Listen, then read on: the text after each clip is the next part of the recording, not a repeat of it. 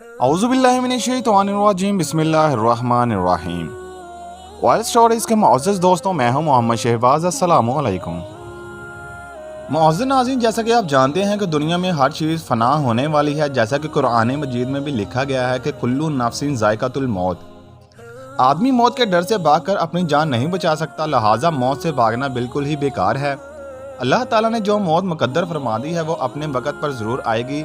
ना एक सेकंड अपने वक़्त से पहले आ सकती है और ना एक सेकंड बाद आएगी। लिहाजा बंदों को लाजिम है कि रज़ाए इलाही पर राज़ी रहकर साबर व शाकर रहें, और ख्वाह कितनी ही वबा फैले या गुमसान कारण पड़े, इत्मीनान और सुकून का दामन अपने हाथ से ना छोड़ें। और ये यकीन रखें कि जब तक मेरी मौत नहीं आती मुझे कोई नहीं मार सकता है और ना मैं मर सकता हूँ।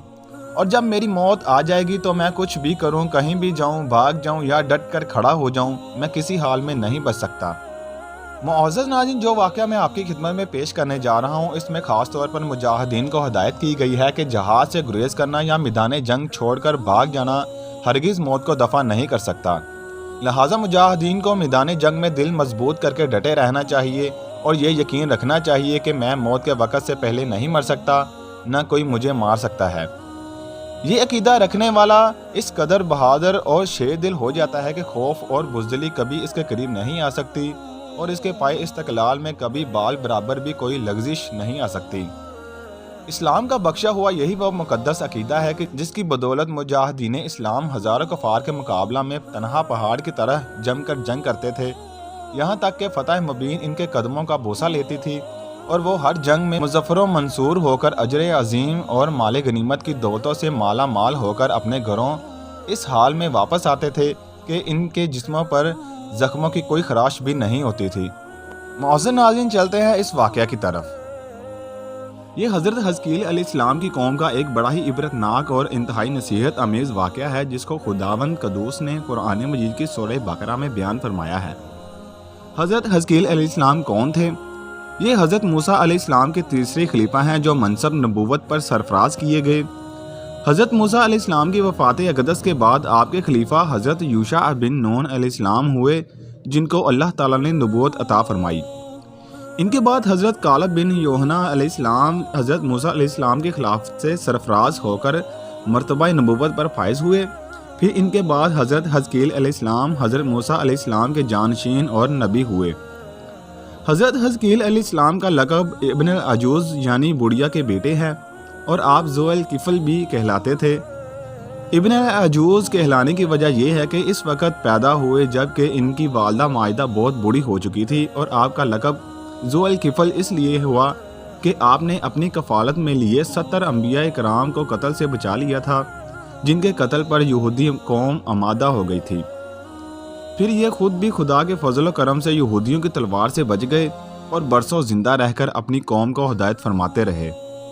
मुअज़्ज़ज़ नाज़रीन, अब हम आपको 70,000 मुर्दों के जिंदा होने का वाक़या बताते हैं।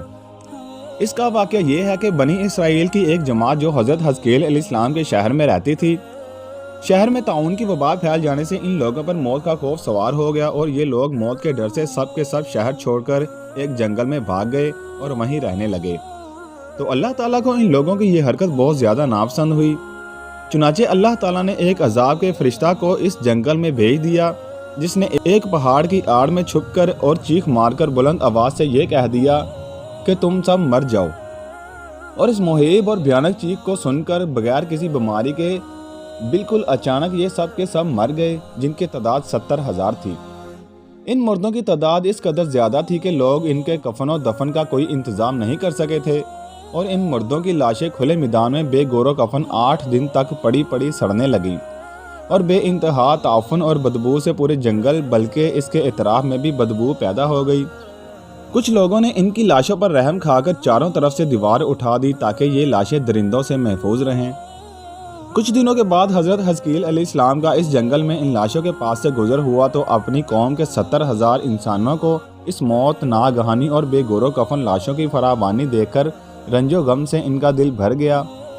अब दीदा हो गए और बारी ताला के दरबार में दुख भरे दिल से गिड़गिड़ा कर दुआ मांगने लगे कि या अल्लाह, ये मेरी कौम के अफराद थे जो अपनी नादानी से ये गलती कर बैठे कि मौत के डर से शहर छोड़कर जंगल में आ गए। ये सब मेरे शहर के बशिंदे हैं, इन लोगों से मुझे उन्स था اور یہ لوگ میرے دکھ سکھ میں شریک رہتے تھے۔ افسوس کہ میری قوم ہلاک ہو گئی اور میں بالکل اکیلا رہ گیا۔ اے میرے رب، یہ وہ قوم تھی جو تیری حمد کرتی تھی اور تیری توحید کا اعلان کرتی تھی اور تیری کبریائی کا خطبہ پڑھتی تھی۔ آپ بڑے سوز دل کے ساتھ دعا میں مشغول تھے کہ اچانک آپ پر یہ وحی اتر پڑی کہ اے حزقیل علیہ السلام، آپ ان بکھری ہوئی ہڈیوں سے فرما دیجئے کہ اے ہڈیوں، بے شک اللہ تعالیٰ تم کو حکم فرماتا ہے کہ تم اکٹھی ہو جاؤ۔ یہ سن کر بکھری ہوئی ہڈیوں میں حرکت پیدا ہوئی اور ہر آدمی کی ہڈیاں جمع ہو کر ہڈیوں کے ڈھانچے بن گئے۔ پھر یہ وحی آئی کہ اے حزقیل، آپ یہ فرما دیجئے کہ اے ہڈیوں، تم کو اللہ کا یہ حکم ہے کہ تم گوشت پہن لو۔ یہ کلام سنتے ہی فوراً ہڈیوں کے ڈھانچوں پر گوشت پوست چڑھ گئے۔ پھر تیسری بار یہ وحی نازل ہوئی، اے حزقیل، اب یہ فرما دیجئے کہ اے مردود، خدا کے حکم سے تم اٹھ کھڑے ہو جاؤ۔ چنانچہ آپ نے یہ بات فرمائی تو آپ کی زبان سے یہ جملہ نکلتے ہی 70,000 لاشیں دم زدن میں ناگہاں یہ پڑھتے ہوئے کھڑی ہو گئیں، سبحانک اللہم و بحمدک ولا الہ الا انت۔ پھر یہ سب لوگ جنگل سے روانہ ہوئے اور اپنے شہر میں آ کر دوبارہ آباد ہو گئے اور اپنی عمروں کی مدت بھر زندہ رہے۔ لیکن ان لوگوں پر اس موت کا اتنا نشان باقی رہ گیا کہ ان کے اور ان کی اولاد کے جسموں سے سڑی ہوئی لاشوں کی بدبو برابر آتی رہی، اور یہ لوگ جو کپڑا بھی پہنتے تھے وہ کفن کی صورت میں ہو جاتا تھا، اور قبر میں جس طرح کفن میلا ہو جاتا تھا ایسا ہی میلا پن ان کے کپڑوں پر نمودار ہو جاتا تھا۔